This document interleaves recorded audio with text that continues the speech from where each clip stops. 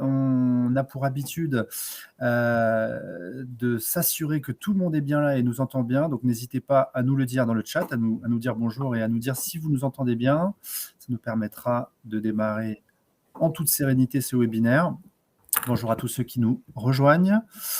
Donc, on se rejoint, on va passer ensemble 3 quarts d'heure sur les 10 commandements de la performance digitale dans ce webinaire qui est un format qu'on apprécie beaucoup chez Objectif Papillon, un format qui fonctionne bien, qui nous permet vraiment de faire le point assez régulièrement. C'est un format qu'on fait 1 à 2 fois par an sur l'évolution de nos métiers. On va se voir ce matin sur ce sujet-là, la performance digitale, avec une question très très simple. Quels sont les 10 réflexes à avoir quand on est une entreprise, qu'on a des enjeux de performance? Donc déjà, on va redéfinir très rapidement qu'est-ce que c'est que la performance digitale, quels sont les 10 réflexes à avoir, les 10 leviers à inclure dans son plan d'action et dans sa stratégie. À l'issue de ces 3 quarts d'heure, on va passer 1 quart d'heure de plus pour ceux qui le souhaiteront à échanger et à répondre à vos questions. Vous avez donc en bas de votre écran un module de chat dans lequel vous pouvez interagir dès maintenant. Vous avez la possibilité, lorsque vous écrivez dans ce module de chat, soit d'interagir de manière tout à fait classique comme un chat normal, mais vous avez aussi la possibilité, en cliquant sur le point d'interrogation, de poser des questions auxquelles nous répondrons à la fin de ce webinaire.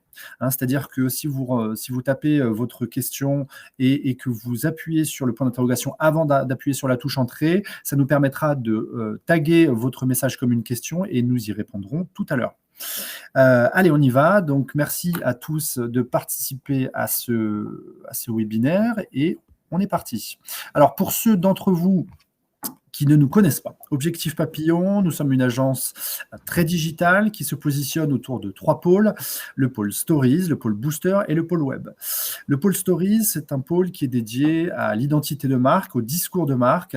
La promesse que nous faisons, c'est d'aider les entreprises à mieux se raconter, à identifier les bons formats, les bons contenus, la stratégie de contenu et la stratégie éditoriale idéale pour atteindre ces objectifs, et planifier ça dans le cadre de plannings éditoriaux qui vont mobiliser les différents leviers, social media, newsletter, site internet. Le pôle Booster, c'est le pôle qui est dédié à la performance. Un pôle qui est animé par Manon Dufour sur la partie publicitaire, donc qui est avec moi ce matin, et puis Aurélien Miklas sur la partie référencement naturel, puisque le référencement naturel fait partie, et vous en verrez un certain nombre d'éléments, des leviers clés sur la performance. Et puis le pôle web qui réalise des sites internet de différentes natures, des sites vitrines, des sites liés à la performance, du e-commerce ou de la landing page, et on reviendra sur tous ces exemples un petit peu plus tard. On avance sur le premier de ces commandements. Tu identifieras les bons leviers de la performance. Alors, pour démarrer, qu'est-ce que c'est que la performance digitale? On a pour habitude, dans les métiers du web, du marketing, de la com, de différencier, et vous êtes certainement, vous qui assistez à ce webinaire, aussi concerné par ça, l'hémisphère perf, l'hémisphère créatif. On a les métiers de la com, on a les métiers du marketing, on a des enjeux de notoriété et d'image d'un côté, on a des enjeux de business, de croissance économique, de chiffre d'affaires, d'acquisition de prospects de l'autre. Et donc, c'est souvent 2 mondes qui cohabitent. C'est aussi le cas chez nous. On a, selon nos clients, des enjeux et des objectifs qui sont parfois plutôt com, parfois plutôt perf, parfois et souvent les deux. Et donc, en fonction des cas de figure, les entreprises que nous accompagnons peuvent être... ça peut être des directeurs commerciaux ou alors des responsables com selon les sujets. Donc, les leviers de performance aujourd'hui sur lesquels nous, on va mettre l'accent, c'est vraiment ce qui est lié au business d'une entreprise, ou en tout cas à ces enjeux de marketing et de conversion. La conversion, ça peut être la vente en ligne, ça peut être l'acquisition d'un prospect, ça peut être la croissance d'une base et d'un fichier client, etc., etc. Donc, qu'est-ce que c'est qu'un bon levier de performance? Alors déjà, évidemment, tous les leviers ne se valent pas en marketing. Ça ne veut pas dire qu'il y a des bons et des mauvais, ça veut dire qu'un levier est directement lié à un objectif de campagne. La règle d'or, qui mérite d'être rappelée, c'est qu'une bonne campagne en marketing poursuit un objectif clé. et pas plus. Et donc, ça implique effectivement de ne pas se tromper de KPI, hein, d'indicateurs de performance et de bien regarder, de bien analyser une campagne à l'aune de l'objectif principal qu'on s'est donné. Et donc, quand on écoute ce cher Yoda qui nous aide à analyser les bons KPI, on se rend compte qu'en fait, en fonction des 4 grandes catégories, des 4 grandes familles d'objectifs en marketing digital, on a des KPI qui sont absolument pas les mêmes, hein. Quand on va avoir un objectif de génération de trafic sur un site, on va regarder évidemment le volume de sessions générées, le coût par clic, le taux de clic, la durée de session aussi qui nous renseigne sur la qualité de ce trafic, hein. Il ne s'agit pas seulement de générer un trafic conséquent, mais aussi de s'assurer que ce trafic il est de qualité. Est-ce que l'internaute reste? Si oui, combien de temps il reste? Est-ce qu'il va visiter plusieurs pages sur votre site, etc. L'engagement, là, si on est plutôt focus sur les réseaux sociaux, notre objectif peut être effectivement de générer de l'interaction, de booster la relation entre une marque et ses abonnés. On va alors regarder davantage les interactions, le taux d'engagement et le nombre d'abonnés que la page a remporté grâce à cette campagne. La notoriété, là, on est plutôt en avance de phase, hein, dans une approche vraiment d'émerger et de capter l'attention au maximum. On va alors regarder davantage les impressions qualifiées aussi, c'est-à-dire le volume d'impressions au regard de la qualité de l'audience qu'on a réussi à cibler, la fréquence d'affichage, combien de fois en moyenne notre audience a vu le message publicitaire, et puis le taux de couverture, c'est-à-dire sur une audience potentielle, je ne sais pas, de 100 000 personnes, est-ce qu'on a touché 40, 50, 60% de cette audience potentielle? Tout ça est très, très important lorsqu'on va analyser une campagne de notoriété. Et puis enfin, les campagnes liées à la conversion, avec un objectif qui peut être souvent lié à du e-commerce, mais pas forcément uniquement. Donc là, effectivement, les ventes générées directement sur un site, dès lors qu'on est sur du e-commerce, mais aussi l'acquisition de prospects, le coût par acquisition de chaque prospect, et puis le taux de conversion, hein, tout simplement, qui va nous permettre d'analyser aussi la qualité de notre dispositif web et de l'atterrissage. Et on reviendra sur la question de l'atterrissage un petit peu plus tard. Adapter le levier au consumer journey, hein, cette expression, le consumer journey, qui désigne le cycle de vie d'un prospect. On a effectivement pour habitude de répertorier en 3 grandes familles les objectifs lorsqu'on fait une campagne de com et de marketing sur le digital: notoriété, acquisition, fidélisation. Donc effectivement, on a des leviers qui sont pas toujours les mêmes, même si vous voyez que certains peuvent se retrouver dans 2 colonnes, et notamment les réseaux sociaux, hein, les social ads, qui aujourd'hui, et on y reviendra là encore, sont extrêmement riches et ont une variété de formats qui permet de poursuivre des objectifs de notoriété, mais aussi d'acquisition, hein, puisqu'aujourd'hui les réseaux sociaux sont de véritables leviers de performance également. Donc ne pas se tromper. Ne pas se tromper de levier, et évidemment, je le disais juste avant, ne pas se tromper de KPI, savoir adapter les bons leviers au moment où on se place dans la relation avec votre public, avec votre prospect, savoir être présent aux différents points de contact, hein, c'est ce qu'on appelle des points de contact en marketing, c'est-à-dire vraiment réussir, et c'est ça l'enjeu, hein, à être présent à chaque étape. Bien sûr. Donc, une campagne ne répond pas nécessairement à ces 3 étapes, mais en tout cas, l'idée, quand on va poser une stratégie de marketing digital, c'est d'essayer d'avoir en tout cas ces 3 étapes en tête, et d'avoir des actions qui répondent à chacun de ces enjeux. Pardon. Donc Manon, je te passe la parole. On va maintenant, après cette première étape, rentrer dans le vif du sujet. Là, c'était un rapide panorama et tableau d'ensemble, et maintenant on va vraiment rentrer dans le vif du sujet avec des exemples précis par canal. C'est ça, on va commencer à parler levier, et en particulier Search et Google AdWords, puisque le deuxième commandement, ça sera « Tu sauras dompter Google AdWords ». Donc la première étape pour dompter Google AdWords, ça va être d'acheter des mots-clés précis. Donc l'achat de mots-clés sur Google AdWords, c'est le nerf de la guerre, hein, et c'est une grosse partie du travail. L'objectif, ça va vraiment être d'acheter les mots-clés les plus précis pour être au plus proche finalement de l'intention de notre prospect. Je vais commencer directement par un exemple.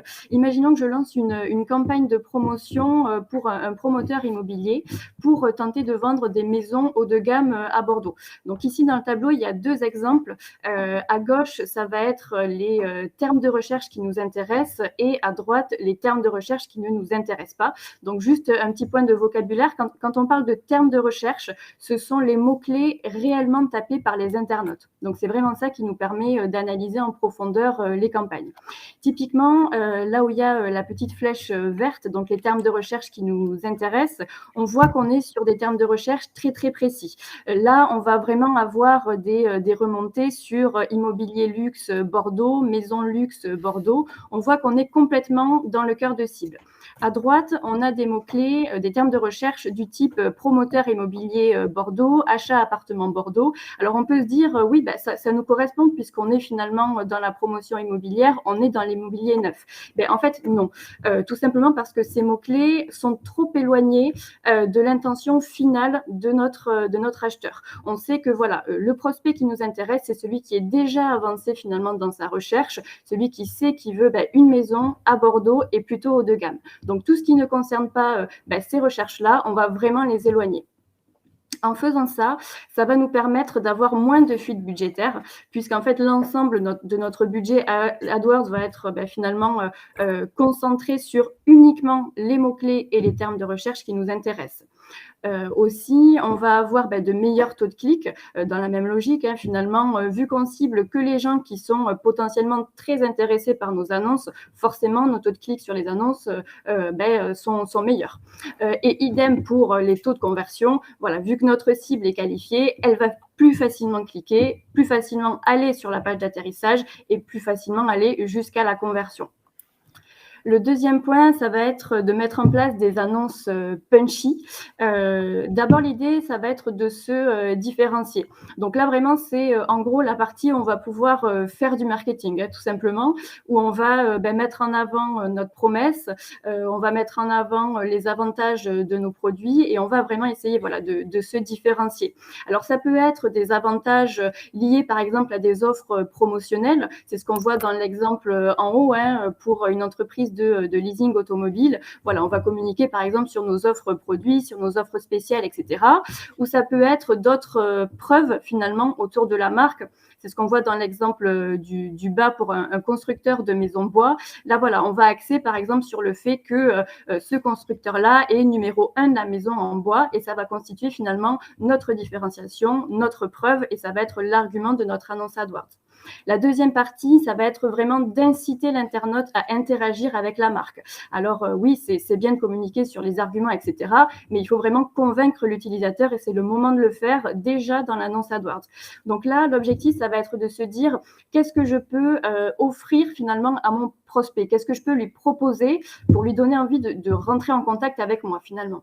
Donc ça peut être par exemple une brochure gratuite, ça peut être lui proposer un rappel immédiat, ça peut être lui proposer un rendez-vous Skype avec un conseiller. Voilà, c'est des choses à adapter à chaque secteur d'activité, mais l'objectif c'est finalement de donner envie à notre prospect de rentrer en contact avec nous.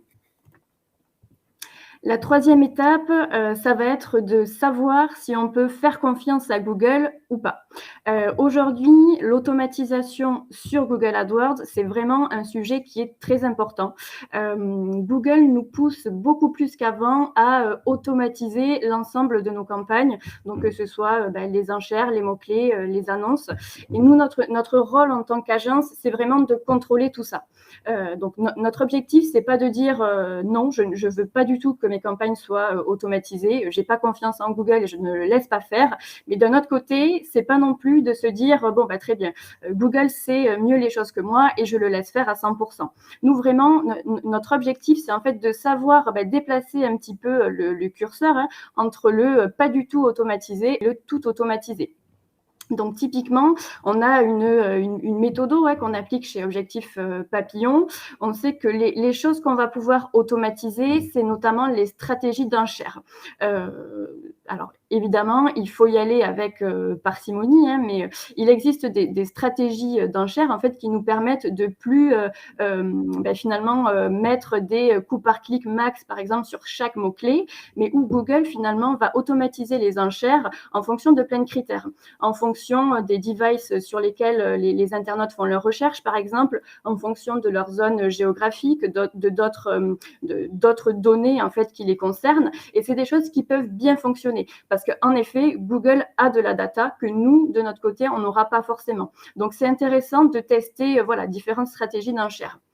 Également, au niveau des mots-clés, aujourd'hui, voilà, il est plutôt conseillé d'utiliser des mots-clés larges où en fait Google va tout simplement utiliser des synonymes de nos mots-clés, notamment ou des expressions qui ressemblent aux mots-clés qu'on achète. C'est des choses qui peuvent être assez puissantes pour aller finalement plus loin que ce qu'on prévoit en début de campagne en termes de mots-clés. Donc, encore une fois, ici, voilà, l'objectif, c'est d'y aller avec parcimonie et toujours dans une logique de test, sans dire, voilà, j'automatise tout dès le départ. L'objectif est vraiment de tester et d'observer. En revanche, ce qu'on ne va pas automatiser, c'est ce qui concerne les optimisations des campagnes. Aujourd'hui, Google nous dit je suis capable d'optimiser à 100% de tes campagnes une fois qu'elles sont lancées, c'est-à-dire les budgets, les mots-clés. Je n'ai plus besoin de toi, petite agence, et je peux tout faire tout seul. Donc ça, c'est quelque chose qu'on ne veut pas faire, tout simplement parce qu'on a envie d'avoir un contrôle sur nos campagnes, qu'on a nos méthodes et qu'on veut voilà, les respecter pour que nos clients aient toujours plus de performance finalement. Idem pour la gestion des budgets, c'est quelque chose qu'on ne veut pas confier à Google, tout simplement parce qu'on veut avoir le contrôle dessus, on veut pouvoir être flexible sur les budgets qu'on utilise, etc. Et la troisième chose, c'est le wording des annonces. On estime que le wording, c'est la partie visible sur Google AdWords pour l'internaute, c'est la partie la plus importante finalement, et on sait que si on laisse Google contrôler ça, on peut parfois se retrouver avec des annonces un petit peu farfelues, et qui finalement correspondraient pas forcément aux objectifs de la campagne ni à l'image de marque. Donc c'est un point sur lequel on fait vraiment attention pour garder le contrôle sur ça. Donc pour résumer, vraiment l'objectif c'est oui de tester l'automatisation parce que ça peut marcher, mais vraiment d'avoir l'œil partout et de continuer toujours à tester et à contrôler les résultats. Je passe du coup au troisième commandement, tu miseras sur le potentiel de la publicité Facebook. Donc Facebook, bon, on ne vous fait pas l'affront de le présenter. Facebook aujourd'hui, c'est un véritable géant de la pub. Pourquoi ? Tout simplement grâce à ses nombreuses plateformes. La suite Facebook Ads aujourd'hui, c'est vraiment un outil super puissant, tout simplement parce qu'il permet de toucher absolument toutes les catégories d'internautes. Aujourd'hui, on se rend compte que Facebook, c'est vraiment un outil de performance. Au même titre que Google AdWords, par exemple, et parfois même plus, puisqu'aujourd'hui, on se rend compte que finalement, les coûts par acquisition sur Facebook Ads peuvent être bien inférieurs à d'autres plateformes et notamment à Google AdWords. Donc, c'est vraiment un levier. On peut difficilement aujourd'hui se passer de Facebook Ads dans une campagne de performance. Donc la première des choses, pourquoi est-ce qu'on ne peut pas s'en passer ? Tout simplement parce que Facebook nous permet d'utiliser un ciblage d'audience d'une puissance en fait qui est quasiment infinie. Un des trois conseils qu'on pourrait prodiguer aujourd'hui, c'est de tester justement l'ensemble des différents types d'audience qui existent sur Facebook. Donc en gros, Facebook propose 3 types d'audiences différents. On va avoir les audiences principales, où là, on va être sur un ciblage en fonction du profil de l'internaute, notamment en fonction des centres d'intérêt déclarés, par exemple, ce genre de choses. On va avoir des audiences personnalisées, où là, on cible les internautes en fonction de leur comportement, à la fois dans Facebook et à la fois en dehors de Facebook. Ça va être notamment toutes les logiques de retargeting, par exemple. Et on va avoir les audiences similaires, où là, l'objectif, ça va être de cibler les internautes en fonction d'une ressemblance avec d'autres audiences. Typiquement, je vais cibler toutes les personnes qui ressemblent aux personnes qui ont effectué un achat sur mon site internet. Donc là, le conseil, c'est vraiment de profiter en fait de cette offre d'audience importante pour vraiment tester et voir ce qui fonctionne pour votre secteur et pour votre marque. La deuxième chose, ça va être de ne pas avoir peur des audiences larges. Il y a quelques années, on avait plutôt tendance à faire des campagnes sur Facebook très très précises, où on allait vraiment chercher le centre d'intérêt le plus précis pour cibler telle personne en fonction de tel usage sur Facebook, etc. Aujourd'hui, c'est plus le cas. Aujourd'hui, on a plutôt tendance à faire plus confiance à Facebook qu'avant, en tout cas en termes d'audience, tout simplement parce qu'une audience large, ça permet à l'algo de Facebook de faire encore mieux son travail. Donc on sait que si on lui fait confiance à ce niveau-là, il a de la data, il sait les personnes qu'il doit cibler et en général ça marche. Donc là on va être plutôt sur des audiences à 300 000, 400 000, 500 000 personnes, des audiences très très importantes qui vont permettre finalement de nourrir un petit peu l'algo de Facebook.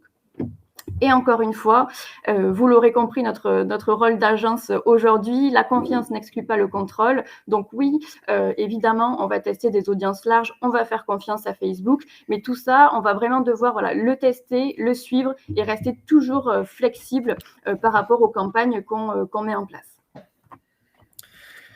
Pour rejoindre ce que vient de dire Manon sur le fait qu'effectivement Facebook est devenu un outil de performance à part entière, là où historiquement c'était considéré avant tout comme un outil publicitaire pour créer une communauté, pour gérer la relation entre une marque et ses publics. Une des grandes forces de Facebook est également aussi de s'adapter et de proposer tout type de format et de messages. Et c'est ça aussi qui est très, très, très intéressant, c'est que c'est un outil qui est directement lié à des usages quotidiens pour la plupart d'entre nous, et vous avez la possibilité aujourd'hui d'être visible en publicité sur des formats extrêmement variés. Vous en avez quelques exemples sur cette slide. Et ensuite, le prolongement de ça, c'est la possibilité effectivement d'avoir au-delà des espaces sur lesquels vous allez être diffusé, donc des médias. Vous avez bien compris que l'écosystème Facebook est beaucoup plus large que Facebook uniquement. Vous avez bien compris que tout ça est nourri grâce à l'écosystème Instagram, WhatsApp et Messenger notamment. On a évidemment cette capacité-là et même cette obligation en tant qu'agence et en tant que professionnel du marketing digital aujourd'hui de concevoir des campagnes multiformats. Et c'est aussi ça qui fait ce qu'on appelle une campagne digital native ou digital first ou social first. On rivalise d'expressions pour désigner cela. Mais c'est l'idée de dire que ma campagne, je la conçois pour être adaptée ou adaptable à un maximum d'interfaces et d'outils et de formats différents. Et donc, je vais, au moment de la conception de ma campagne, déjà anticiper le fait que mes visuels principaux, que mon discours publicitaire et mon discours de preuve va devoir être adapté en de nombreux formats, et c'est quelque chose de très important. Si on le conçoit dès l'étape numéro 1 de la campagne, ça a beaucoup plus d'efficacité au moment de la distribution des formats publicitaires. Alors, quelques exemples d'approches qui ne sont pas exhaustifs, mais qu'on se plaît à tester chez nous, chez Objectif Papillon. On a identifié plusieurs approches. Évidemment, l'approche produit, l'approche marque, l'approche promo, qui sont les approches les plus fréquentes. Une quatrième qui est également liée à ces trois-là, c'est l'approche persona, dans laquelle on va mettre en avant le public, le persona dans son expérience du produit. Là, on a choisi de faire un focus sur ces trois premières. L'approche produit qui est assez classique avec un visuel produit qui s'approche des standards de la publicité, qui pourrait même être un visuel print dans un magazine. L'approche corporate, alors là, vous n'avez pas un exemple animé, mais il s'avère que c'est une vidéo dans laquelle une marque se présente avec des contenus qui sont très, très pop. C'est l'exemple de droite également, et c'est ce qui caractérise les contenus sur le social media et notamment sur Facebook. C'est la capacité à capter l'attention avec d'une part des contenus photos de grande qualité qui sont centrés avec des lignes de fuite qui attirent l'œil. D'autre part, des contenus très très pop visuellement avec de couleurs chaudes qui vont ressortir du flux Facebook qui est souvent sur un fond blanc pour la plupart d'entre nous, et avec des légères animations. C'est-à-dire que il ne s'agit pas forcément de faire des vidéos très très élaborées qui ne vont pas souvent être le format le plus performant. Quand on fait une vidéo très complexe, l'internaute va la regarder si elle est bien faite, va la liker, va la commenter, mais va pas toujours cliquer et générer de la performance sur votre site. En revanche, des contenus qui sont très courts, des petites animations vont, elles, et c'est ce qu'on mesure, être assez performantes.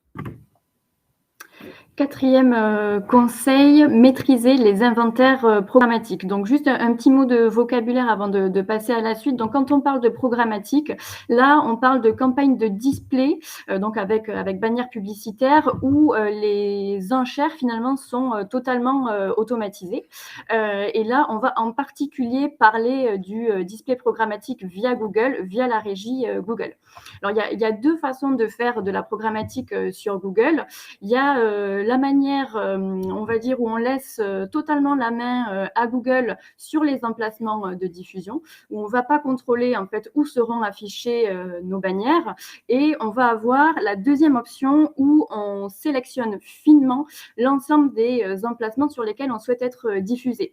Donc si on laisse la main à Google, malheureusement, on peut facilement se trouver dans le cas de gauche, sur ce qu'on vous présente à l'écran, où nos publicités vont se retrouver sur des sites internet sur lesquels on n'a pas envie d'être affiché en fait. Typiquement, ça peut être des faux sites, des sites voilà un petit peu touchy parfois, un petit peu des sites à sensation, des sites de rencontres, etc.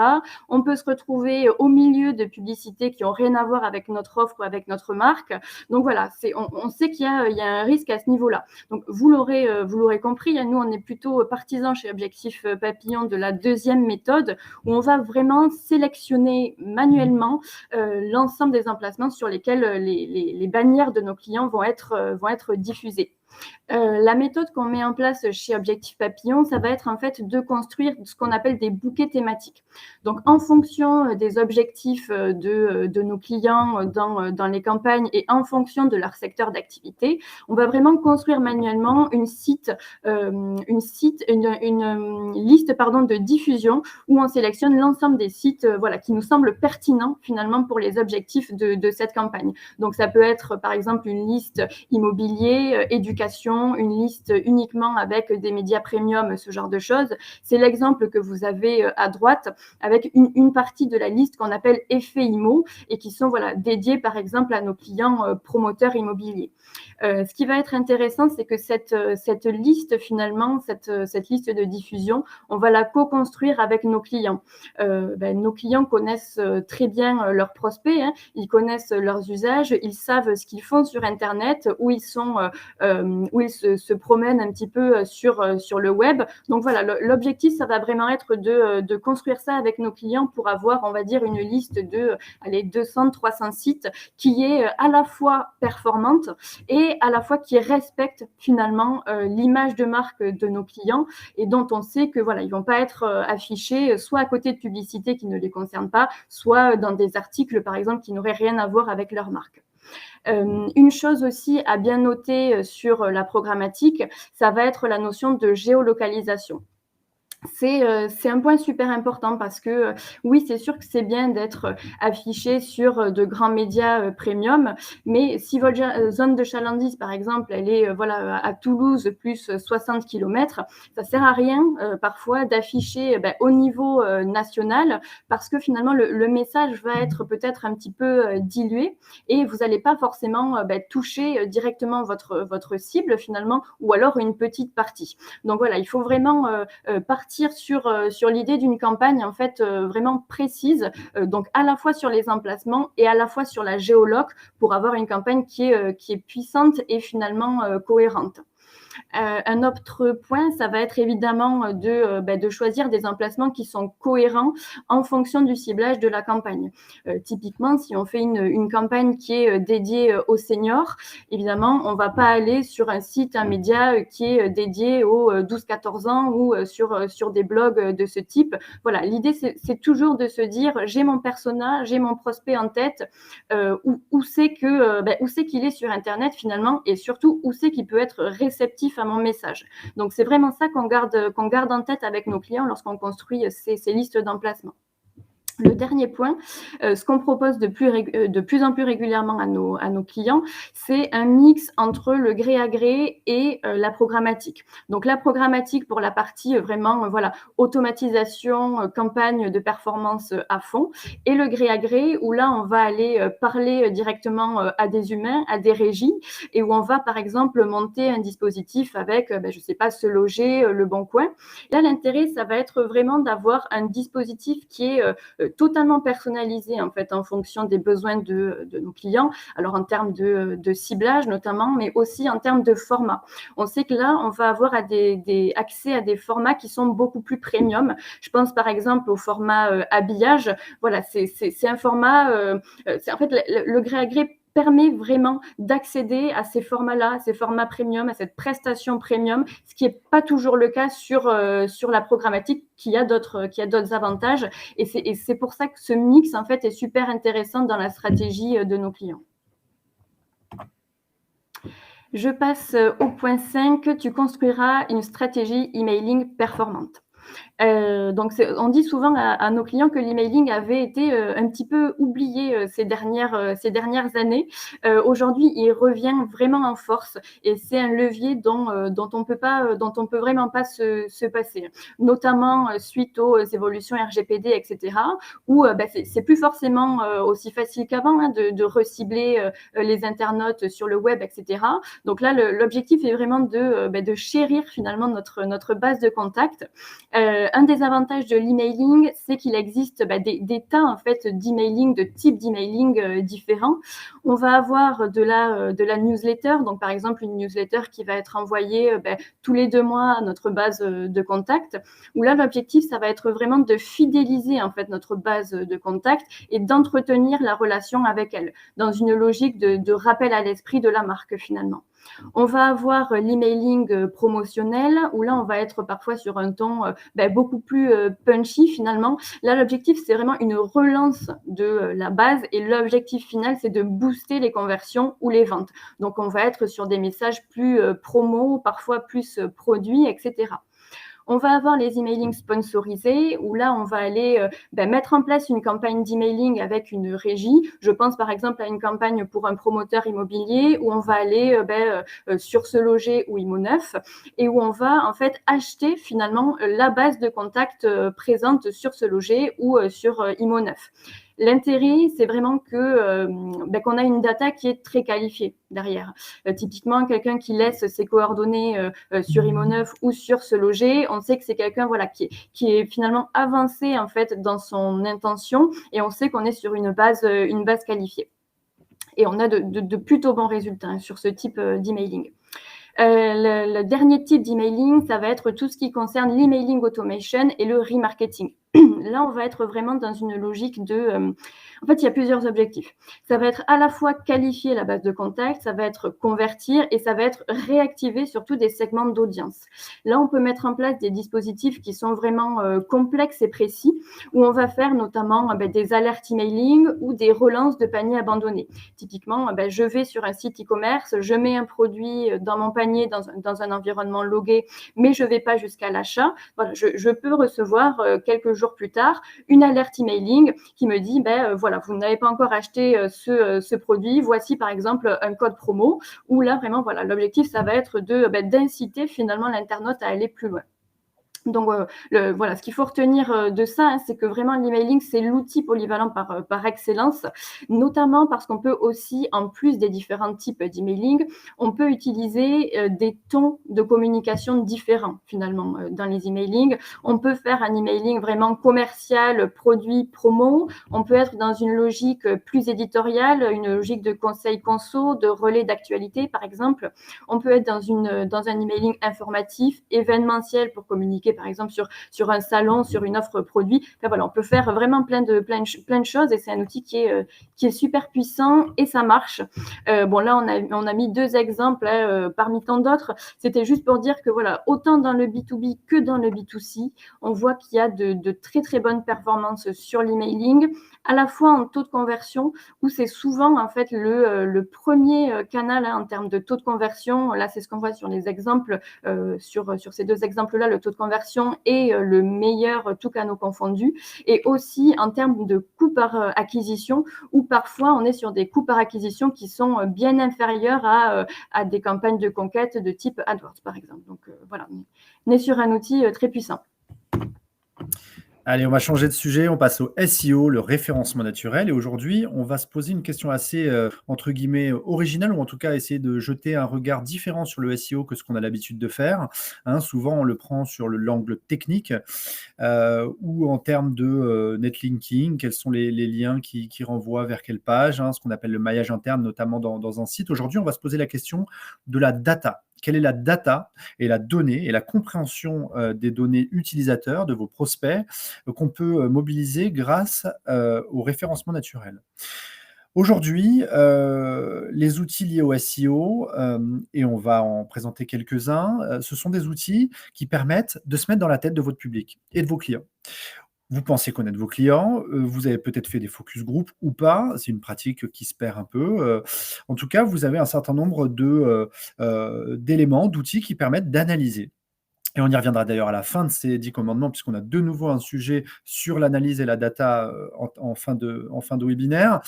Le SEO peut beaucoup aider là-dedans, notamment avec des outils qui permettent d'analyser les intentions de recherche. Alors, on ne cherche plus des mots-clés aujourd'hui, on raisonne sur des intentions de recherche. Google et l'algorithme de Google est arrivé à un niveau très avancé, puisqu'il se met dans la tête de l'internaute et il est capable de reformuler une requête qui a par exemple été mal posée. Il est capable de connecter une requête à d'autres intentions, tout simplement parce qu'il a compilé un nombre de données monumental et qu'il est capable de faire le lien entre les besoins de chaque persona, de chaque catégorie d'internautes. Vous avez un exemple effectivement là sous les yeux, avec sur la droite les intentions de recherche. Autre question posée par les internautes, si je tape vendre son terrain à un promoteur, il y a un grand nombre d'autres questions suggérées par Google qui sont directement liées. Et donc votre intérêt en tant que professionnel du marketing, si vous êtes sur ce secteur d'activité évidemment, il est de répondre à un maximum de ces questions.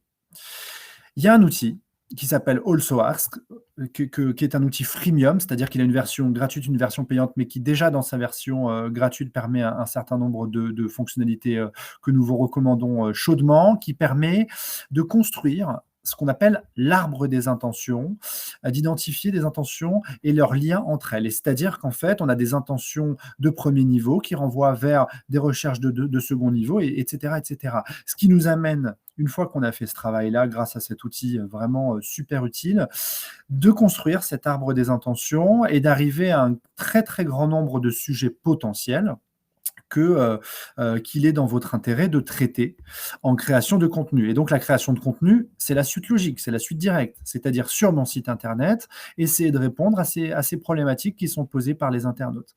Et donc sur la problématique de premier niveau, comment vendre son terrain à un promoteur, on a effectivement par la suite, grâce à ce qu'on vient de vous montrer, identifié d'autres opportunités de trafic, et donc on a créé des contenus SEO que vous avez sur l'exemple, donc vous avez plusieurs exemples à droite qui ont permis de générer du trafic supplémentaire et surtout d'améliorer le positionnement de ce site-là sur les résultats Google.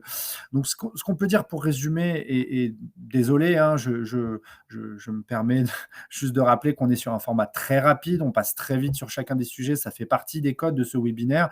On aura dès demain un résumé de cette présentation sur notre site internet, je le dis en parenthèse, et puis évidemment, on est tout à fait disponible pour tout échange sur tous ces sujets-là.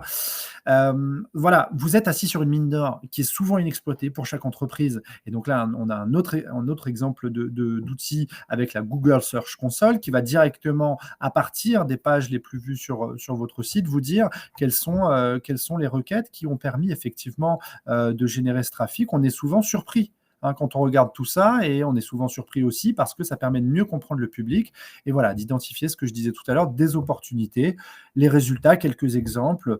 Vous avez sous les yeux des résultats de recherche qui permettent de voir pour la plupart ce qu'on appelle des positions zéro sur Google, que sont effectivement des résultats que vous avez en premier sur Google avec un extrait de votre contenu, de votre article directement sur la page de résultats Google, et qui est extrêmement bénéfique en termes d'attention et surtout en termes de trafic naturel sur votre site web.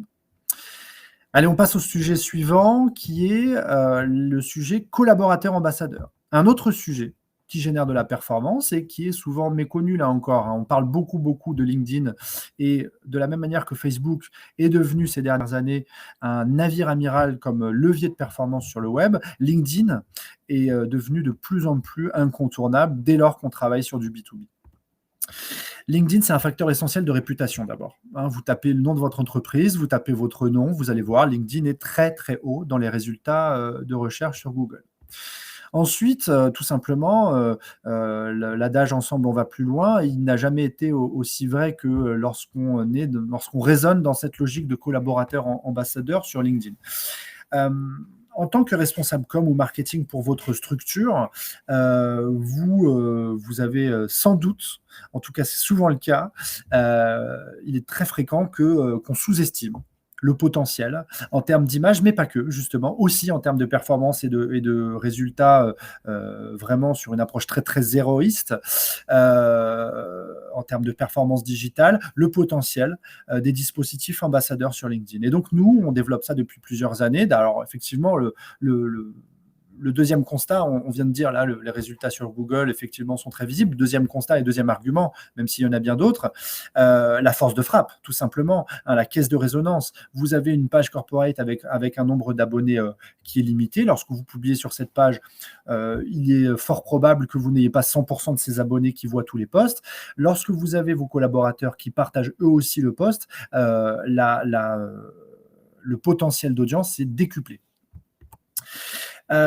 Et donc, une fois qu'on a dit tout ça, on pourrait nous répondre « Oui, mais LinkedIn, c'est que de l'image, c'est que la notoriété, c'est fait pour recruter à la limite, mais c'est pas comme ça qu'on développe son business. » En réalité, si, c'est parfois effectivement quelque chose qui est peu connu, mais LinkedIn est un véritable outil de performance digitale parce que dans les 2 premiers temps, hein, on va vraiment asseoir la notoriété de l'entreprise et affirmer son expertise par des prises de parole individuels.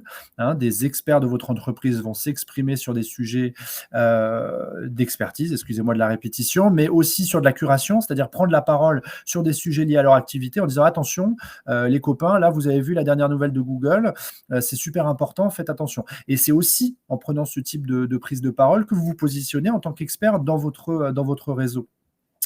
Une fois que ces 2 étapes sont posées, que vous avez acquis une notoriété et que vous avez une image d'expert auprès de votre réseau, l'étape d'après, c'est effectivement comment mobiliser LinkedIn comme un outil de développement commercial. Et donc, l'étape numéro 1 pourrait être la prospection, si on a une fonction commerciale dans l'entreprise, et c'est quelque chose qui marche très bien. On appelle ça en partie le social selling, hein, c'est une pratique à part entière en marketing digital, comment utiliser les réseaux sociaux pour prospecter et pour vendre. Il y a des outils très puissants, notamment sur LinkedIn, qui le permettent. Et puis au-delà de ça, même si on n'est pas dans une démarche directe de développement commercial, on va, en fonction des différents sujets qu'on va traiter aussi, on va pouvoir générer des demandes entrantes et c'est quelque chose qui fonctionne très bien. Aujourd'hui, LinkedIn est vraiment devenu un véritable outil performant là-dessus. Comment ça marche? Vous avez envie de vous lancer sur le sujet. Nous, on a identifié une méthodologie en 3 temps avec un dispositif que nous avons nommé Tous ambassadeurs et qui a de l'importance. Hein, si on dit Tous ambassadeurs, c'est qu'on considère que tout le monde dans la structure, tout le monde dans l'entreprise a ce rôle potentiellement. Il ne s'agit pas uniquement que ce soit le rôle des responsables com et marketing. Et c'est d'autant plus efficace quand c'est un expert métier qui n'a pas la casquette d'un commercial ou d'un communicant et qui a du coup une crédibilité d'autant plus forte parce que son rôle est d'être expert sur un sujet donné. 3 temps, la sensibilisation, le cadrage et le coaching. La sensibilisation, c'est vraiment venir présenter un maximum des collaborateurs, si possible tous les collaborateurs, le plan d'action LinkedIn de l'entreprise, booster la culture digitale de toutes les équipes. C'est un moment clé, puis partager les bonnes pratiques dans une démarche vraiment pédagogique, dans un guide qui est souvent très, très bienvenu, très, très apprécié, un guide des bonnes pratiques. Deuxième étape, le cadrage. Structurer la dream team de votre dispositif ambassadeur. Vous n'avez pas forcément besoin que ce soit une équipe très nombreuse. Hein. Sur une entreprise, on peut avoir une équipe de 3, 4, 5 personnes. Si c'est une équipe active, c'est déjà super intéressant pour votre entreprise. Et puis définir un plan d'action. Attention, c'est pas maintenant c'est à vous de jouer et puis on vous laisse dans la nature. Non, évidemment, il s'agit de définir un plan d'action, de quoi tu vas parler, combien de temps tu te donnes chaque semaine pour prendre la parole sur LinkedIn. Et ça se traduit ensuite dans le temps par du coaching. Le plus souvent, ce qui est idéal, c'est d'avoir à l'intérieur de l'entreprise un animateur du dispositif. Nous, en tant que prestataire, en tant qu'agence, on co-anime en général ce dispositif puisqu'on a un chef de projet chez Objectif Papillon qui accompagne nos clients. sur ces sujets-là. Et donc, c'est une animation à 2 casquettes. Et puis, l'évaluation des actions, évidemment, super important. Combien de vues, combien d'impressions, combien de prospects entrants grâce à toutes ces actions. Tout ça est très, très, très efficace. On vous engage vraiment à vous poser ces questions-là.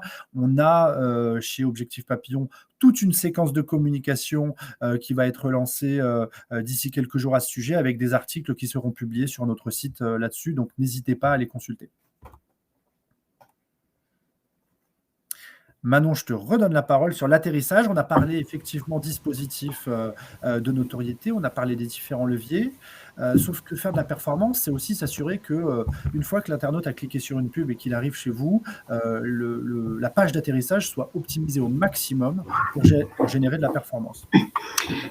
C'est ça, exactement. Une landing page, une bonne page d'atterrissage, c'est super important parce que vous aurez beau finalement faire plein d'efforts sur vos créas, sur une super stratégie, sur des super campagnes AdWords et Facebook. Si une fois que la personne a cliqué sur vos annonces, elle se retrouve sur une page finalement qui n'est pas vraiment tournée vers la captation, voilà, il n'y aura pas forcément de résultats.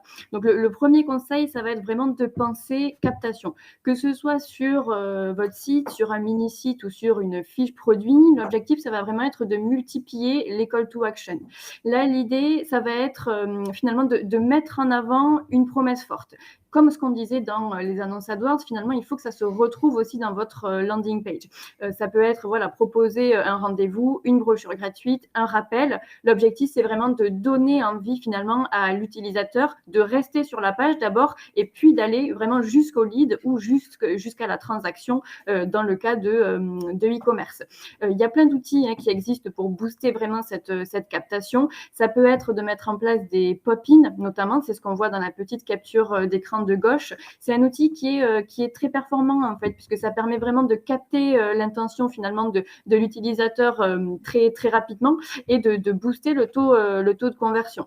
Ça peut être de multiplier aussi les formulaires dans la page. Typiquement, voilà, on aime bien les formulaires en haut et en bas de page avec des call to action différents sur les deux formulaires. Voilà, c'est quelque chose qui est assez puissant pour booster la captation. Ça peut être des chatbots. Enfin voilà, il existe pas mal d'outils pour booster un petit peu tout ça.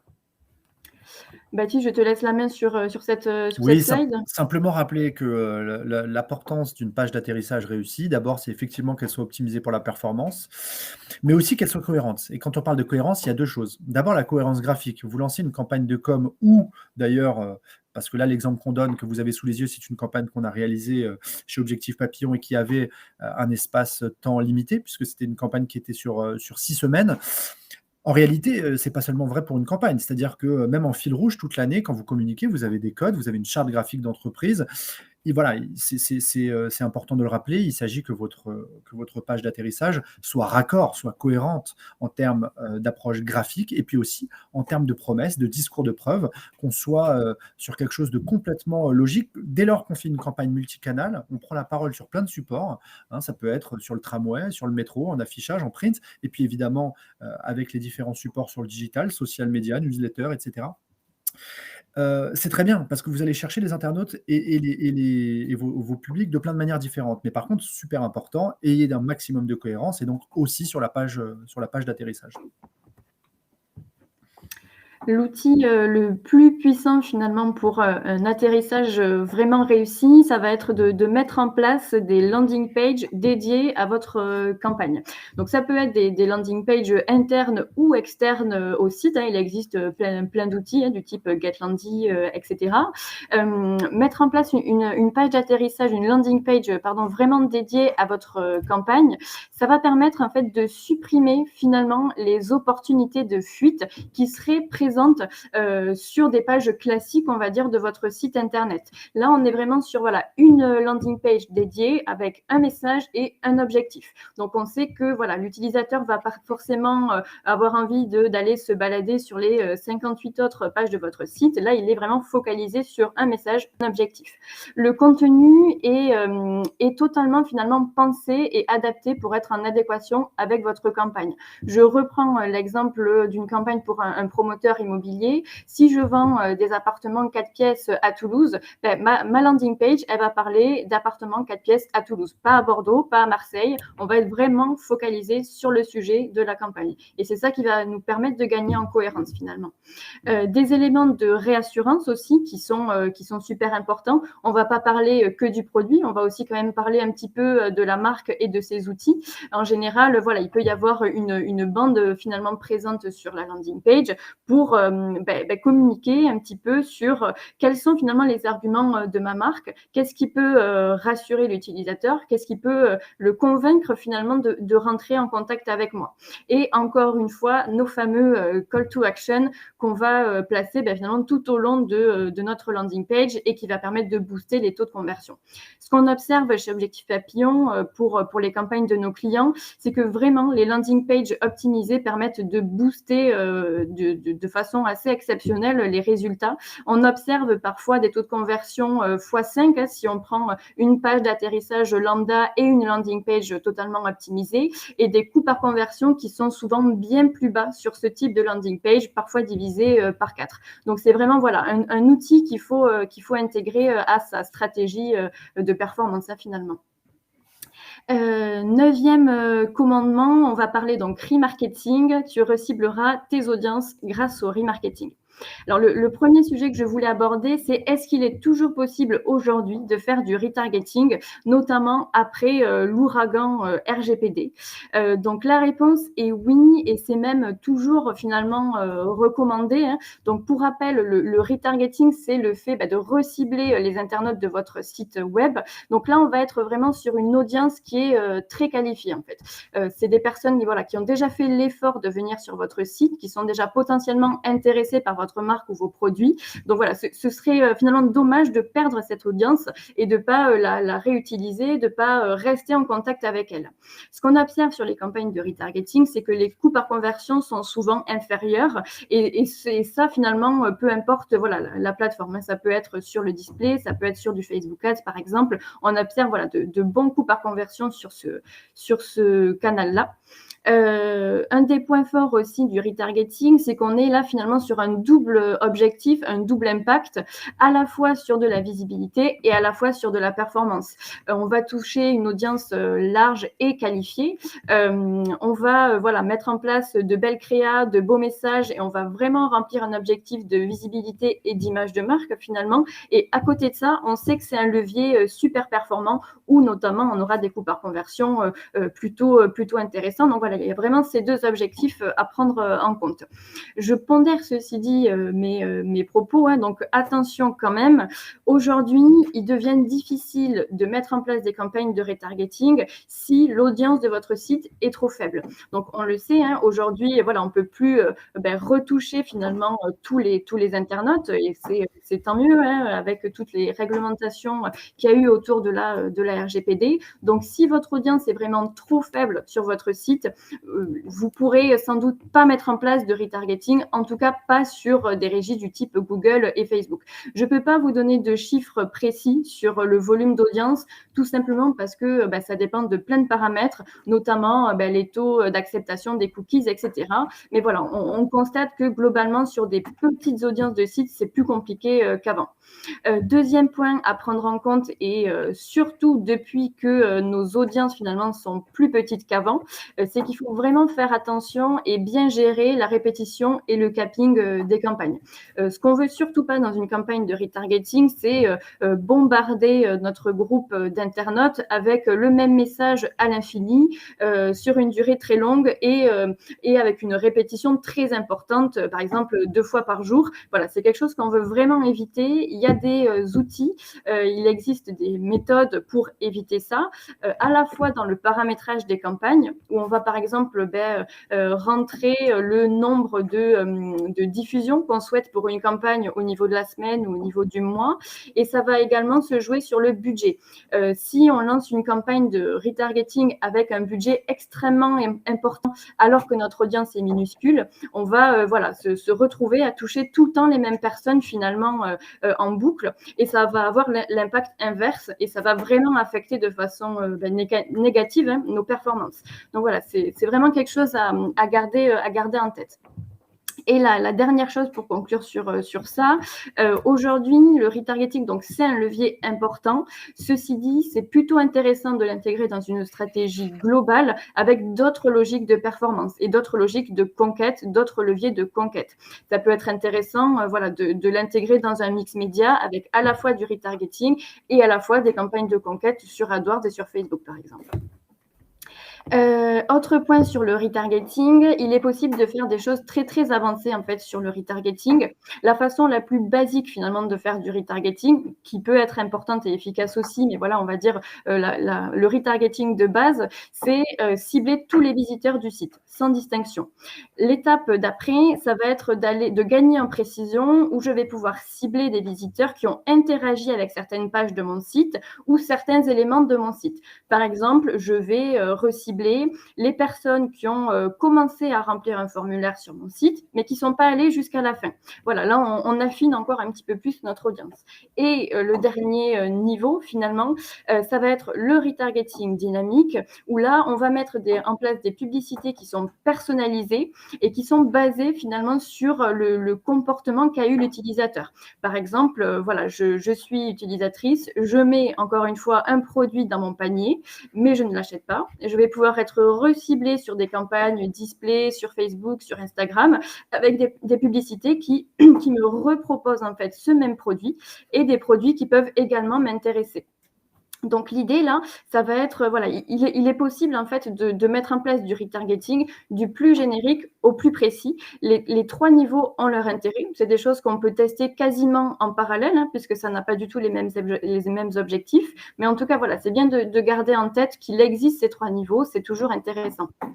La dernière chose, ça va être évidemment de penser et de diffuser finalement le bon message pour la bonne audience. Si on conserve en tête nos 3 niveaux de retargeting, quand je cible finalement une audience plutôt large, type tous les visiteurs du site, je vais pouvoir peut-être diffuser des messages un petit peu plus génériques, des messages corporate, des messages qui parlent des actualités de ma marque par exemple.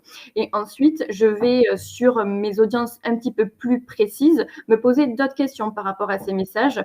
Typiquement, quelqu'un qui a pas qui a interagi avec le formulaire mais qui n'est pas allé jusqu'au bout, je vais me poser la question, je vais me dire, mon utilisateur veut rentrer en contact avec moi, pourquoi est-ce qu'il n'est pas allé jusqu'au bout? Quel est son problème? Quel est son besoin? Là, je vais vraiment essayer de répondre à son besoin dans les publicités. Et donc, la dernière étape, le retargeting dynamique, c'est vraiment dans ces campagnes-là, dans ces messages-là qu'on va pouvoir un petit peu lâcher les chevaux et être sur des logiques finalement très punchy, très promo. Et par exemple, je recible quelqu'un qui a mis quelque chose dans son panier, un produit dans son panier, je vais pouvoir lui présenter un code promo. Bref, l'idée, c'est vraiment d'inciter l'utilisateur à aller jusqu'au bout du parcours. Allez, on termine avec la connaissance client. Vous l'avez vu tout à l'heure lorsqu'on a parlé SEO, on va y revenir. Un des enjeux clés, et c'est peut-être ce qui caractérise aussi la nouveauté de tout cela, puisque évidemment, pour ceux qui nous suivent depuis un moment, il y a un certain nombre de choses qu'on considère comme des commandements et dont on a parlé aujourd'hui, qu'on a déjà évoqué par le passé. Tout ne change pas forcément chaque année, mais là, pour le coup, le sujet data est clé. Comment avancer? Comment être bon? Comment être performant sur le digital? Évidemment, en ayant une connaissance la plus fine possible de vos audiences et de vos personas. Ça suppose d'abord d'avoir identifié ces personas, tout simplement, avant même de chercher à les comprendre. Qui sont-ils? Donc, évidemment, les fondamentaux du marketing qui prennent l'objet d'outils chez nous qu'on appelle des cartes persona avec des profils types. On va vraiment essayer de cartographier les catégories de public dont on va chercher tout simplement à identifier les motivations, les besoins et anticiper les freins éventuels. On revient vraiment aux fondamentaux du marketing. On n'a pas tout réinventé, mais par contre, on le fait et on le fait pour chaque client avec lequel on travaille et c'est essentiel d'avoir cette réflexion-là, notamment dès lors qu'on va travailler sur la refonte d'un site internet. Puis ensuite, la question, elle est double. Qu'est-ce qui fait cliquer votre audience? On l'a vu tout à l'heure. Je n'y reviens pas. C'était ce que j'ai présenté dans le cadre du sujet SEO. Et puis, qu'est-ce qui fait vibrer votre audience? C'est-à-dire, une fois qu'on a compris les intentions de recherche et la démarche vraiment de recherche de l'internaute qui est vraiment en train d'être dans une phase de décision avancée, puisqu'il est déjà sur Google, qu'est-ce qui fait vibrer votre audience? Quels sont les sujets les plus chauds? Quels sont les articles les plus lus sur votre site? Les liens les plus cliqués sur votre newsletter? Les posts les plus vus sur vos réseaux sociaux? évidemment, tout ça, c'est de la data. Et analyser cette data dans le temps, compiler cette data et la transformer en certitude et en conviction sur les attentes de vos différents personas, c'est essentiel dans la constitution d'un véritable plan d'action marketing digital le plus adapté aux besoins de vos personas. Et puis pour terminer, et là-dessus, j'insiste vraiment parce qu'il y a globalement, et c'est ce qu'on observe souvent, un soin qui n'est pas assez, en tout cas un manque d'impact sur ce point-là, qui est le modèle d'attribution, qui est la lisibilité du parcours de l'internaute, du parcours de conversion, tout simplement parce que les outils ne sont pas toujours bien placés au moment où on lance la campagne. Pour être très simple, lorsque vous lancez une campagne, qu'elle soit cross-canal ou pas d'ailleurs, il est essentiel de pouvoir maîtriser ce qui se passe après le clic. Et donc, après le clic, quand on arrive soit sur votre landing page, soit sur votre site, il est très important de comprendre ce qui se passe. Et donc, ce qui se passe, ça peut être l'abonnement à une newsletter, ça peut être un achat, ça peut être la complétion d'un formulaire qui demande à être recontacté par l'entreprise. Une fois qu'on a dit tout ça, c'est super de le mesurer. Et c'est super de se dire, bon, telle campagne a généré tant de prospects, par exemple. Sauf que, et on est souvent confronté à cette limite pour beaucoup de clients avec qui on travaille, les outils ne sont pas toujours bien paramétrés pour que l'on comprenne la proportion d'internautes qui vient de tel canal. C'est-à-dire, j'ai eu une campagne promo sur une opération flash, sur un de mes produits phares, j'ai eu tant de réservations en ligne, mais je ne sais pas qui vient de Facebook, qui vient d'Instagram, qui vient de ma newsletter, qui vient de sites en programmatique du type Le Bon Coin, etc. Je ne le sais pas parce que les pixels ne sont pas toujours bien placés, parce que ce qu'on appelle les UTM, les marqueurs de liens, ne sont pas toujours paramétrés correctement. Et donc là-dessus, alors ça mériterait un webinaire à part entière. Donc là, on le traite en 2 minutes, mais c'est un vrai sujet. Et on terminera là-dessus. C'est vraiment donnez-vous les moyens d'avoir une lecture la plus fine possible de vos statistiques sur ce qui se passe après le clic sur votre pub, et c'est-à-dire vraiment ce qui se passe dans le modèle de conversion et donc le modèle d'attribution, d'où viennent les internautes qui convertissent, et surtout, quel est le panier moyen d'un internaute qui vient de Facebook si on est sur du e-commerce, quel est le coût par acquisition moyen en fonction des différents canaux. C'est en sachant ça, alors ça ne prend pas 5 minutes, il faut vraiment se donner le temps de placer tous les marqueurs et surtout d'analyser après la campagne les résultats. C'est en compilant ces données-là que vous allez affiner votre modèle, votre business model sur le web, et que vous allez avoir des campagnes qui seront à chaque fois plus performantes. Parce que vous saurez précisément que sur Facebook, il faut parler de telle catégorie de produits et que ça coûte tant en général d'avoir une conversion. Et donc, c'est comme ça qu'en début de campagne, la fois d'après, vous pourrez affiner au maximum les budgets médias et faire un mix média le plus performant possible. Et on en revient au premier commandement sur lequel j'ai commencé tout à l'heure, comme ça la boucle est bouclée, choisir les leviers les plus performants. Voilà. Donc, on a terminé avec pas mal de retard et on en est désolé, mais on est souvent sur ce format-là assez bavard. Vous êtes encore, pour certains avec nous, on va rester. Alors, ceux d'entre vous qui doivent filer, merci beaucoup de nous avoir suivis. On vous souhaite une très bonne journée. Ceux d'entre vous qui souhaitent continuer, on va rester encore un quart d'heure ensemble et on se fera un plaisir de répondre à vos questions. Donc, c'est le moment. Si vous souhaitez, n'hésitez pas à être actif dans la fenêtre de chat et à nous poser vos questions par écrit. On y répondra volontiers.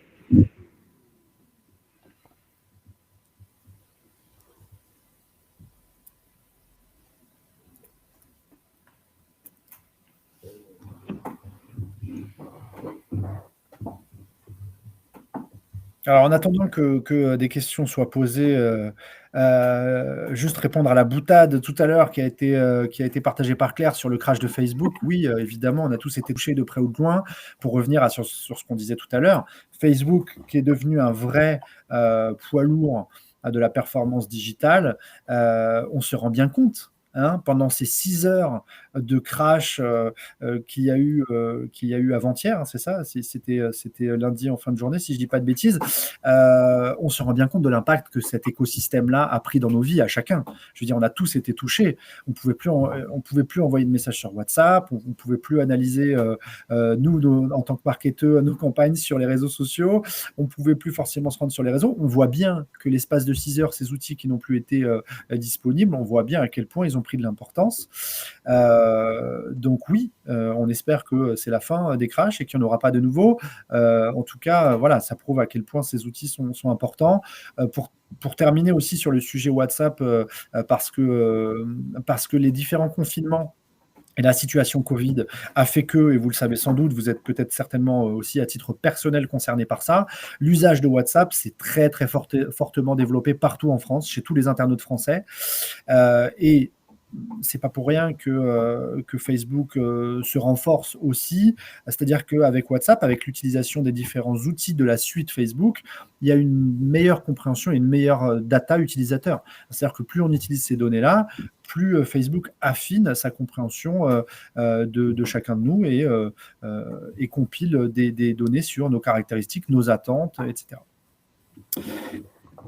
Que pensez-vous des nouveaux médias sociaux de type Twitch ?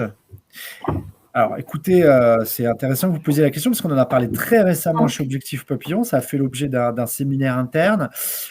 Twitch est devenu un véritable poids lourd. Twitch, alors contrairement à ce qu'on pourrait penser, c'est un outil qui a déjà 10 ans.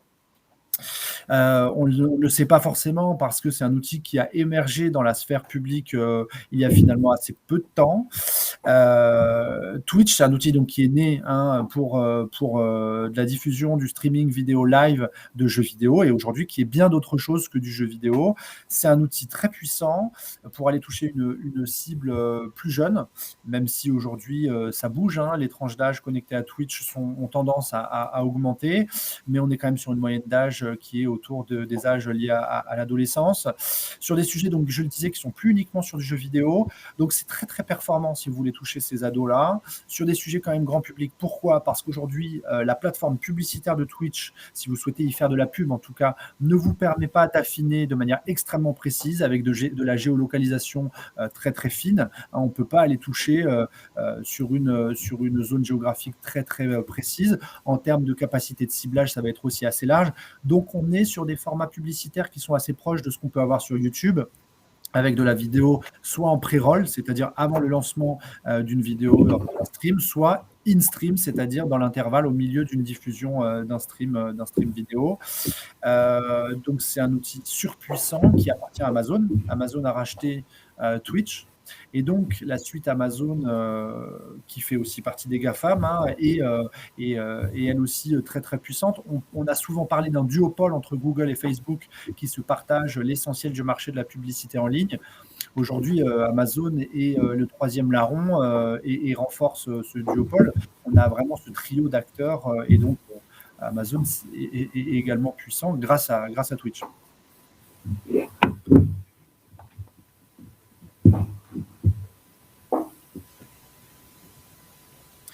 Ouais, j'espère que j'ai répondu à votre question. Evelyne, ce qu'on peut dire juste pour terminer sur Twitch, c'est qu'au-delà de la pub, c'est aussi un outil pour communiquer et vous pouvez vous créer une chaîne en tant qu'entreprise, ça se fait de plus en plus, et faire vos propres lives. Alors par contre, ça demande des moyens et il ne faut pas se rater parce que les jeunes, ils ne vous ratent pas. Si vous faites un live qui n'est pas réussi, qui montre que vous ne connaissez pas forcément les codes de Twitch, vous n'allez pas forcément être toujours bien reçu. Donc il faut être bien équipé sur la captation du stream. Est-ce que vous avez d'autres questions? N'hésitez pas. Budget moyen, vaste sujet, mais une petite idée des fourchettes à envisager. Alors, il faudrait évidemment qu'on soit un petit peu plus dans le concret, Laurent, pour vous répondre précisément. Tout dépend de votre modèle, tout dépend de votre offre, de qui vous êtes en tant qu'entreprise, de qui sont vos publics. Manon, peut-être tu peux nous répondre en 2 mots, en étant évidemment un peu abstrait, puisque là, on n'a pas le cas pratique de Laurent, mais voilà, qu'est-ce qui est possible de faire avec des budgets moyens, notamment sur des leviers, AdWords par exemple Bah, pour les leviers de conquête, ça va être assez difficile de répondre parce qu'en effet, sans connaître le secteur et cetera, ça va être, difficile. Typiquement, hein, les coûts par clic, par exemple, sur Google, d'un secteur à l'autre, ça peut passer de 1 à, 30 €. Donc c'est difficile, mais par contre, ce que je pourrais dire, c'est que, bah, si vous avez un budget moyen, la 1re chose à faire, ça va être d'activer du retargeting. En fait, le retargeting permet finalement de commencer, vos campagnes avec un petit budget. Alors évidemment à affiner, selon l'importance de votre audience, mais sur une audience moyenne, on peut commencer à faire des choses à partir de, 2-3 € par jour, par exemple sur Facebook et sur le display. Donc voilà, moi ma recommandation, ça serait plutôt de creuser, d'abord au niveau du retargeting avant de partir sur des campagnes de conquête, qui sont parfois un petit peu plus onéreuses finalement.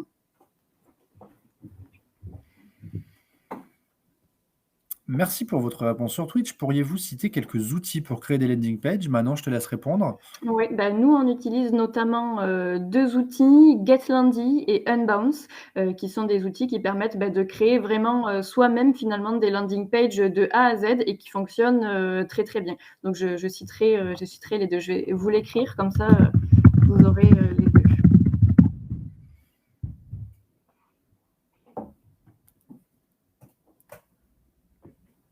Voilà, et ce qu'on peut dire effectivement sur les landing pages, qu'il ne faut pas hésiter à tester, à faire de l'A/B testing, multiplier les tests en termes déjà de contenu, mais aussi d'ordre des contenus, hein, c'est essentiel. On est vraiment dans les fondamentaux du copywriting, à des fins commerciales. On a, des méthodes très, très connues, notamment la méthode AIDA, qui fait référence dans ce domaine, hein, et qui vise à répondre aux différents niveaux d'attente de l'internaute et du consommateur, et donc de répondre à chaque niveau. Et donc voilà, n'hésitez pas, hein, là encore, à tester des rédactions multiples, des arguments variés. C'est aussi ce qui fait la beauté de nos métiers, c'est qu'on est encore souvent surpris, hein. On fait plein d'hypothèses, on a des convictions, et puis des fois on est surpris par les internautes, et il y a des choses qui fonctionnent qu'on n'a pas forcément prévues. C'est aussi la même chose, hein, sur la publicité digitale, notamment sur Facebook, sur les réseaux sociaux. On va aller A/B tester différents formats, différents visuels, et où parfois l'image qui marche le mieux n'est pas forcément l'image la plus complexe. Parfois, c'est des choses très simples qui génèrent le plus de clics et le plus de performance. En tout cas, pour le savoir, il faut avoir plusieurs contenus, plusieurs formats. On ne peut pas le savoir sinon. Bon, on a plus de questions, donc on va s'arrêter là. Un grand merci. Ah, si je vois que quelqu'un écrit, on vous laisse un petit suspense pour essayer de lire la dernière question. Non? Bon, en tout cas, un grand merci à tous pour votre écoute active lors de ce webinaire. C'est toujours un grand plaisir de partager avec vous nos convictions. On sera demain au salon Services à Toulouse toute la journée. On aura un stand, et donc pour ceux d'entre vous qui sont toulousains, n'hésitez pas à venir nous y rencontrer. Pour la fin, je rappelle donc que nous allons sur notre site intégrer le document que nous venons de vous présenter. Vous y retrouverez donc l'ensemble des slides, et puis évidemment on est tout à fait dispo par mail, par téléphone, par réseau social, pour interagir avec vous sur tous ces sujets. Un grand merci à vous et très très bonne journée. Merci, au revoir.